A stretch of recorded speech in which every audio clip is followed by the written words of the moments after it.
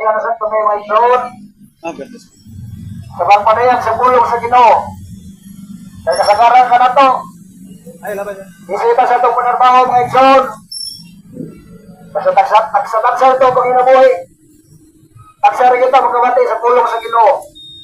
Kasagaran na to, makagulit ang cellphone, scatter, sugal, sa mga kahilayan mga igsoon.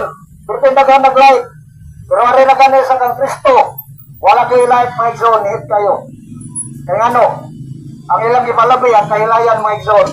Kung ano kami, araw pagpadayag, kaya importante ang pulong sa Ginoo. Kaya ano mga igsoon, kung uminaw ka sa pulong sa Ginoo, nag-iwan ang Biblia, ikaw maluwas. Maluwas ka mga igsoon, basta maminaw ka sa pulong sa Ginoo. Ang kaluwasan, tara sa pulong sa Ginoo. Kaya sa Biblia mga igsoon, sumala sa pulong. Ang Biblia mga igsoon, mo nidatak sa pulong sa Ginoo. Kaya nagingon, ang Salmo, 119, verse 105.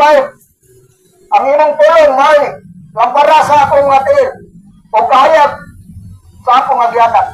Pero kay Magson, suga kini sa itong mga atil o kahayag sa itong agyanan ng Biblia. Pabili ka niya may yamayaman, Magson. Nagbalik kami diri. Paliho ka ng Magson, ay di ka magsingkit-singkit. Kaya ano, mabot ka na to ang gabas sa Ginoo. Listen kay Magson, magmahay kita sa kulayan. Dili na to ang nangyaman na pulong sa Ginoo. Na pulong sa Ginoo, malaanon mga igsoon. Bakit niya pulong sa Ginoo? Sa pulong, buwan uno-uno, ang pulong. Diyan na sa sinugdanan mga igsoon, uban sa Diyos. Ang pulong sa sinugdanan, uban na sa Diyos. Malaanon kini mga igsoon, ug ang pulong Diyos. Ang pulong mga igsoon, Diyos. Dili kini, Diyos lang mga igsoon, nga imong yampuan niya. Pulong kini nga Diyos. Diyos nga manluluwas. Mabaw si Kristo, mga igsoon.